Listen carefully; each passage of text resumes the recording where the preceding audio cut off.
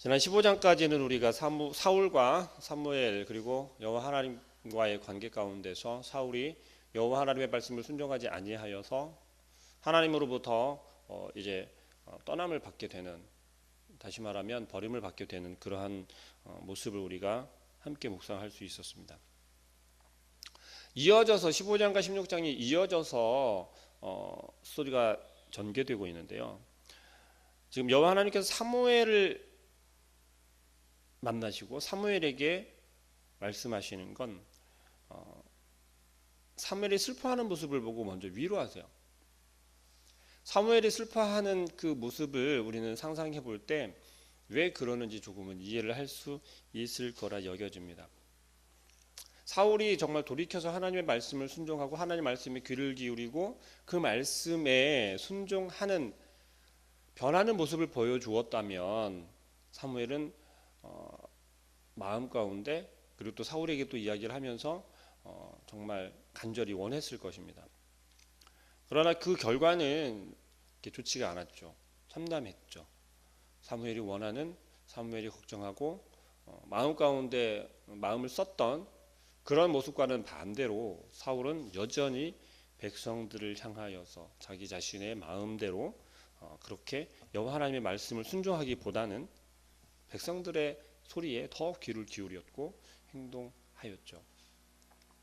하나님께서 정말 원하셨던 건 이스라엘 백성들 가운데서 그 백성들이 원하고 그 백성들이 강성하여지고 평안하여지는 것을 위하여 할 수 있는 방법을 찾아서 하는 것이 아니라 여호와 하나님께서 원하시고 또 여호와 하나님께서 사울을 왕으로 세우신 그 목적에 합당하게 움직여지기를 원하셨다는 것이죠. 사무엘은 그를 위하여서 많은 기도를 하였고 슬퍼했습니다. 지금은 사무엘을 위로하고 있고 또 이어서 사무엘에게 곤란한 이야기를 하고 있죠. 그게 뭐냐면 지금 베들레헴으로 가라는 거예요. 그곳에 가서 이새의 아들 중에 여호와 하나님께서 왕으로 세울 만한 자를 보았다라고 이야기를 하고 있습니다. 그런데 1절 말씀을 가만히 살펴보니 1절 하반절 말씀에 그렇게 이야기하고 있습니다. 너는 뿔에 기름을 채워가지고 가라. 내가 너를 베들레헴 사람 이새에게 보내리니 이는 내가 그의 아들 중에서 한 왕을 보았느니라 하시니라 라고 이야기를 해요. 사울을 이미 버렸고 하나님 마음 가운데서 이미 사울은 떠나보냈고 새로운 이스라엘의 왕을 세우기로 작정하셨는데 누구를 왕으로 세울 것인지도 이미 보셨다라는 거예요. 근데 이제 원어에서 해석되면서 한글 성경으로 번역되면서 빠진 말이 있는데 그 말이 뭐냐면 1절 하반절 말씀에 이는 내가 그의 아들 중에서 한 왕을 보았느니라 하시는지라 라고 하는 그 번역되어진 말씀 가운데 이 말이 빠졌어요. 나를 위한 왕이라고 하는 표현이 한글 성경에는 누락이 되어졌습니다. 번역되는 과정에서 누락이 된 것 같아요. 이걸 다시 저격해서 이야기를 해보면 어떻게 되냐면 이는 내가 그 아들 중에서 나를 위한 한 왕을 보았느니라 라고 번역된다는 것이죠. 이걸 좀 더 자세하게 이야기를 하자면 여호와 하나님께서 하나님을 위해서 일할 수 있는 왕을 보았다라는 거예요. 사울을 세웠을 때, 사울을 선택하였을 때 사울은 지금 누구를 위한 왕이었습니까? 이스라엘 백성을 위한 왕이었단 말이에요. 이스라엘 백성들이 원하여서 세워진 왕이었단 말이죠. 그런데 이제는 여호와 하나님만을 위하여서 여호와 하나님을 위해서 일할 왕을 뽑겠다는 거예요. 그리고 사무엘을 그곳으로 보내게 됩니다. 그것이 어디예요? 베들레헴이라는 거죠. 이새가 있고 있는 그 베들레헴으로 사무엘을 보냅니다. 근데 이때 우리가 생각해야 될 것이 선지자가 만약에 그 마을에 들어오게 되면 어떤 일이 있었냐면 자주 그러한 일이 있었다라고 하는 것이 이야기하고 있는데요. 선지자들이 그 마을에 들어오면 좋은 일을 예언하기보다는 나쁜 일을, 쉽게 말하면 저주라든지 심판이라든지 그러한 좋지 않은 것을 예언하는 경우가 잦았었다라고 그래요.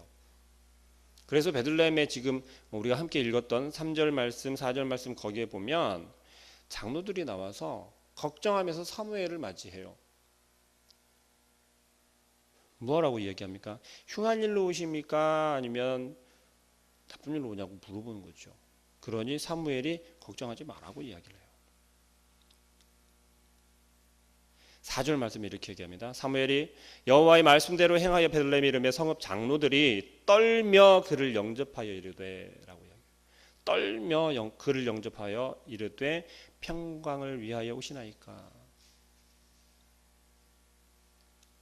베들레헴 사람들은 이미 한 번, 여러 번, 혹은 몇 차례에 걸쳐서 그러한 경험을 혹은 그러한 소식들을 접했다라는 거예요. 그러면서 사무엘을 지금 맞이하고 있습니다. 우리의 마음 가운데 하나님의 말씀을 받을 때, 들을 때, 혹은 묵상할 때 어떤 마음으로 하나님의 말씀을 가까이 하십니까? 하나님의 말씀이, 우리가 하나님의 말씀을, 성경을 묵상하면서 어떠한 마음으로 그 말씀을 묵상하시는지요. 우리 매주 일정한 분량을 정해서 성경 공부를 하면서 말씀을 계속해서 읽고 있지 않습니까? 그리고 매일매일 또 새벽을 통해서 혹은 예배를 통해서 하나님 말씀을 접하고 있잖아요. 어떤 마음으로 그 말씀을 접하고 계신가요? 그 말씀이 우리에게, 여러분들에게 정말 은혜가 되시나요? 은혜의 말씀으로 여러분들에게 다가오시나요? 아니면 지금 4절 말씀에서 두려워 떨면서 사무엘을 맞이하는 이 장로들처럼 그 말씀이 정말 두렵고 떨리는 말씀으로 우리에게 다가오시나요? 우리가 어떤 마음이고 어떤 상태에 있는지에 따라서 분명히 달라질 거라고 생각합니다. 우리가 하나님 말씀 가운데 하나님 중심에서 여전히 하루하루를 시간을 살아가고 있다면 그 하나님의 말씀이 여호와 하나님께서 나와 늘 동행하고 계시고 내 안에서 나를 계속해서 쪼개고 계시고 나를 계속해서 움직이고 계시고 내 마음을, 우리의 마음을 하나님께서 주관하고 계시다라고 하는 확신이 있다면 하나님의 말씀은 여전히 어느 상태이건 어느 때이건 은혜로 우리에게는 다가올 줄 믿습니다. 그러나 혹여라도 하나님과 늘 함께하고 있고 동행한다라고 하는 그러한 확신이 없이 때에 따라서 어느 때에는 이라고 하는 그러한 마음이라면 그 말씀이 정말 두렵고 떨리는 그러한 말씀으로 다가올 수도 있을 겁니다. 근데 혹시라도 이것도 저것도 아니라면 이런 마음도 저런 마음도 이런 느낌도 저런 느낌도 아니라면 하나님 앞에 정말 부르짖어 보시길 간절히 부탁합니다. 하나님 앞에서, 여호와 하나님 앞에서는 뜨겁든지 차든지 이러지도 저러지도 않고 있다면 우리의 신앙은, 우리의 믿음은 정말 분명히 주님 앞에서 점검해 보아야 할 것입니다. 오늘 말씀에서 이야기를 하고 있는 바는 다른 것이 아니라 하나님께서 사무엘을 통해서 무슨 일을 지금 행하고 계시는지, 어떤 일을 행하고 계시는지 우리가 분명히 보아야 한다는 것이죠. 이새의 아들들이 있었어요. 근데 그 이새의 아들들 중에서 하나님께서 왕으로 세울 자를, 여호와 하나님을 위한 왕을 세울 자를 이미 선택하셨다라고 사무엘에게 이야기했습니다. 아주 비밀스러운 이야기인 거예요. 하나님과 사무엘과 둘만 알고 있는 아주 비밀스러운 이야기였어요. 왜요? 아직 사울이 살아있잖아요. 사울이 건작이 살아있단 말이에요. 그 사울 몰래, 사울을 눈을 피해서 사무엘은 하나님께서 정한 그 사람에게, 그 새로운 왕에게 지금 기름 부으러 가고 있다는 거예요. 상식적으로 걸리면, 들통이 나면 사무엘이 이야기한 것처럼 죽임을 당할 수밖에 없을 거예요. 사울이 아무리 하나님께서 세우셨고 사무엘을 하나님의 선견자로 인정하고 있더라도 지금 사울의 모습을 통해서 보면 가만히 놔두지는 않을 거라는 거죠. 2절 말씀에서 사울이 고백하잖아요. 사울이 들으면 나를 죽이리. 하나님께서는 그러한 사무엘에게 지혜를 주시고 어떻게 해야 할 바를 알게 해주고 계십니다. 그것은 무엇입니까? 제사하러 간다라고 이야기하라는 것이죠. 그러면서 암송아지를 끌고 가잖아요. 그리고 정말 베들레헴에 가서 장로들에게 내가 제사하러 왔다라고 이야기를 합니다. 우리가 어떤 문제가 생기거나 아니면 어찌할 바를 모를 때 우리가 가장 먼저 떠올리고 생각하는 건 무엇입니까? 우리의 일이나 우리가 해결해야 될 일이나 문제들 속에서 우리가 그 방법을 찾으려 할 때 우리는 가장 먼저 취하는 행동이 무엇입니까? 하나님께 구하는 것이 가장 우선인가요? 아니면 우리가 알고 있는 방법, 아니면 우리 가족 중에, 내 이웃들 중에, 아니면 내 옆에 있는 사람들이 그들에게 먼저 그 방법을 찾고 해결할 방법을 물어보는 게 먼저입니까? 사무엘과 지금 하나님과의 대화 가운데서 우리가 느낄 수 있는 건 하나님께서는 이 사무엘에게 어찌해야 하고 그 문제를 해결할 수 있는 방법을 가르쳐 주고 계시다라는 거죠. 단편적으로 보여지는 모습 아닙니까? 늘 하나님께서는 문제를 해결할 수 있는 방법을 제시해 주었고 헤쳐나아갈 길을 보여주셨고 인도해 주셨다는 거죠. 이스라엘 백성들이 여전히 고민하고 있고 문제에 닥쳐 있고 죽음에 직면해 있는 그 순간에도 하나님께서는 그 백성들을 버리지 않으셨고 그 백성들이 살 수 있는 길을 알려주셨고 방법을 보여주셨다는 거예요. 근데 이스라엘 백성들은 그것을 하나님께서 구원의 손길로 이끄시고 보여주시는 것을 눈치채지 못하고 잃어버리기도 했고 금방 돌아서기도 했다는 것이죠. 우리는 정말 극박한 순간이 되어야만 하나님의 이름을 부르죠. 어느 순간에든 매 순간순간마다 하나님, 내가 지금 이 길에서 어찌 해야 할까요? 라고 묻기보다는 정말 우리가 벼랑 끝에 선다라고 하죠. 도저히 세상의 방법으로 할 수 없을 때 그때에서야 하나님을 찾곤 한다는 것이죠. 그러나 하나님 입장에서 보실 땐 그게 아니라는 거예요. 벼랑 끝까지 가지 않고서도 우리는 지혜롭게 하나님께서 이끄시는 길로 가르쳐 주시는 방법대로 우리는 그 문제들을 헤쳐나갈 수 있다는 것입니다. 그런데 어느 때 그게 가능하냐면 사무엘과 같이 하나님과 이렇게 가까이 대면할 수 있고 그 마음 가운데서 하나님과 소통할 수 있을 때 가능하다는 거예요. 그러기 위해서는 우리가 어찌해야 합니까? 우리 마음 가운데 분명한 확신을 가지고 있어야 한다는 거예요.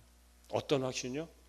늘 하나님께서 나와 함께하고 계시고 내 안에 여전히 거하고 계시며 우리에게 말씀하고 계시다는 거죠. 우리의 소리에 귀를 기울이고 계시고 하나님께서 말씀하시는 그 음성에 우리가 귀를 기울이길 원하고 계신다는 사실입니다. 오늘 사무엘을 통해서 이야기 보여지고 있는 것은 바로 하나님께서 지혜를 주시고 그 말씀대로 따를 때 그 문제를 해결할 수 있다는 것을 분명히 보여주고 있습니다. 하나님께서 우리에게 말씀하시듯 사무엘에게 말씀하시듯 우리에게도 오늘 이 시간 또 한 번 말씀하시는 건 6절 이하의 말씀에서 이새의 아들들을 사무엘이 이제 만나게 됩니다. 6절 말씀에 이야기하죠. 그들이 오매 사무엘이 엘리압을 보고 마음에 이르기를 여호와의 기름 부으실 자가 과연 주님 앞에 있도다 하였더라. 이때까지도 여전히 사무엘 자신이 보기에 그럴듯한 사람을 본 거예요. 이새의 아들 중에서 딱 보기에도 그냥 왕감인 거예요. 하나님이 보시기에 이만한 사람이 없구나 였던 거예요. 철저하게 여전히 인간적인 시선으로 바라보고 있다는 거죠. 사울을 처음 보았을 때 어땠습니까? 육모가 뼈났어요. 키도 다른 사람들의 어깨만큼 크다고 그렇게 표현될 정도로. 세상 사람들이 보는 시선과 그 기준과 그 관점에서 보았을 때 정말 왕감이다라고 무슨 깜이라고 우리는 흔히 이야기하잖아요. 그래, 쟤는 장군 깜이야. 무슨 깜이야. 근데 그게 철저하게 우리 기준에서, 인간적인 기준에서의 보는 것은 하나님께서 정말 원하시는 기준이 아니라는 거죠. 그것을 이번에는 분명하게 이야기하고 계십니다. 그러면서 사무엘의 마음 가운데 계속해서 말씀하시는 건 그가 아니다, 그가 아니다, 그가 아니다. 계속해서 기다리게 하시고 계속해서 보여주시고 참게 하셨다라는 거예요. 그리고 하나님께서 정한 그가 그들 앞에 오게 되죠. 사울이 처음 선택되어져서 왕으로 세움을 받을 때 사울은 어디에 숨어 있었습니까? 그 많은 사람들, 모든 지파들이 모여져 있는 그 가운데 그 지파가 선택이 되어졌을 때 사울은 진보다리 사이에 숨어 있었어요. 그런데 오늘 다윗은 어느 곳에 있다가 이곳에 나오게 됩니까? 양떼들 사이에 있었다는 거죠. 사울과 다윗의 모습을 계속해서 교차적으로 비교하면서 지금 보여지고 있는데요. 사울이 어느 상황에 있었고 어떤 환경에 있었으며 그가 취한 행동이나 그의 마음가짐, 다윗이 지금 어느 곳에서부터 시작되었고 어떤 상황 가운데 어떤 상황에서 하나님께 선택을 받아 나아왔는지 비교해 볼 필요가 있다는 것이죠. 다윗도 여전히 선택받을 만한 그러한 모습은 아니었던 거죠. 왜요? 형제들 중에 제일 막내였다는 거예요. 이때 문화권 생활을 생각해 보면 제일 장남부터 차례로 순서대로 하나씩 무엇을 하든 자격이 계속 주어지게 되어져 있어요. 막내까지는요 가려면요 순서가 한참 더 기다려야 되는 거죠. 그런데 그 형제들 중에 막내였던 다윗이 선택을 받게 되었다는 거예요. 그 누가 보아도 특혜가 아닐 수 없어요. 가족들이 다 바라보고 있는 그 가운데 그 막내 다윗에게 기름을 붓잖아요. 사무엘이 하나님께서 선택한 자가 아니다, 하나님께서 이야기한 자가 아니다, 하나님께서 뽑으신 자가 아니다라고 하면서 그 아들들을 하나하나 형제들을 계속해서 내보냈어요. 그리고 그 다윗이 양떼를 치고 있던 그 다윗이 올 때까지 식사 자리에 앉지도 않고 기다리고 있다가 다윗이 오자 그를 바라보고 하나님께서 선택한 자다라고 하는 것을, 그리고 기름을 붓잖아요. 지금 사무엘이 다윗에게 기름을 붓는 이 사건은요 철저하게 사울의 귀에는 들어가면 안 되는 그러한 사건이었다는 거죠. 지금 한 나라의 왕이 사라져 있는데, 왕이 세워져 있는데 새로운 왕을 세우는, 어찌 보면 반역 행위를 하는 것과 마찬가지라는 거죠. 정말 비밀스럽고 조심스럽게 행해지고 치루어지는 그러한 상황이었던 거예요. 그런데 13절에 보니 이렇게 이야기합니다. 사무엘이 기름불을 가져가다가 그의 형제 중에서 그에게 부었더니 이날 이후로 다윗이 여호와의 영에 크게 감동되니라. 여호와의 영에 크게 감동되니라라고 표현해요. 뒤에 보면 또 그렇게 이야기를 하고 있습니다. 다윗의 혀에는 여호와의 영이 끊이지 않고 떠나지 않았다라고도 표현을 하고 있어요. 사울과 비교되지 않습니까? 사울은 여호와 영에 크게 감동되었다가 그 영이 떠나고 나니 사울의 원 모습이 나타나게 되는 거예요. 우리가 하나님 말씀 가운데 사로잡혀 있고 그 말씀으로 충만하여져 있을 때와 그러지 못할 때를 생각해 보시기 바랍니다. 우리는요, 철저하게 인간적인 모습을 가지고 있기 때문에 여호와의 말씀, 여호와 하나님의 영이, 다시 말하면 하나님의 말씀이 늘 충만하여져 있어야 되고 그 말씀을 떠나서는 우리의 생각과 우리의 소견이 드러날 수밖에 없다는 것이에요. 사울 왕을 바라보면서, 그리고 사무엘이 여호와 하나님께서 마음 아파하셨던 것을 생각해 보면서 왜 다윗을 새로운 왕으로 뽑을 수밖에 없었는지, 우리에게 끊임없이 하나님께서는 충만하게 계속해서 그 은혜를 부어주고 계신데 그 은혜를 우리가 누리지 못하고 우리의 것으로 붙잡지 못하고 하나님의 말씀을 더불어서 그 은혜에 우리가 충만할 수 있는데 우리는 그 말씀을 자꾸 멀리하게 된다는 거예요. 귀찮기 때문에 혹은 시간이 없어서 지루하니까 여러 가지 이유들이 있더라고요. 그런데 여전히 오늘도 우리에게 시간을 허락하시고 오늘 하루를 허락하신 분은 오직 여호와 하나님이시라는 것. 주님과 함께하며 우리 마음 가운데서 늘 주여 나와 함께하여 주시고 오늘 하루도 나와 동행하기를 원합니다. 그 가운데 하나님 주시는 그 은혜가 충만하고 또 그것을 우리가 누릴 수 있고 느낄 수 있고 경험할 수 있는 그런 우리의 모습이 되기를 소망합니다. 다윗은 성령에 붙잡힌 바가 되어서 그가 앞으로 무슨 일을 해야 되고 어떤 상황에 놓여져 있는지를 알게 되는 것 같아요. 이제 우리가 알고 있는 그 다윗이 하나님께 온전히 쓰임 받기 시작하고 그가 전면에 드러나게 됩니다. 우리는 하나님의 말씀을 매일매일 묵상하지만 여전히 실수할 수 있다는 거예요. 어떨 때 우리가 그런 실수를 할 수 있고 어떨 때 하나님의 은혜를 누릴 수 있는지 느낄 수 있는지 하루하루 점검하며 시간 점검하고 또 오늘 하루가 그렇게 하나님께서 말씀하시는 그 말씀 가운데로 나아갈 수 있는 우리 모두의 삶이 되기를 소망합니다. 기도하겠습니다. 사랑하는 하나님, 하나님께서는 사울을 세우신 것을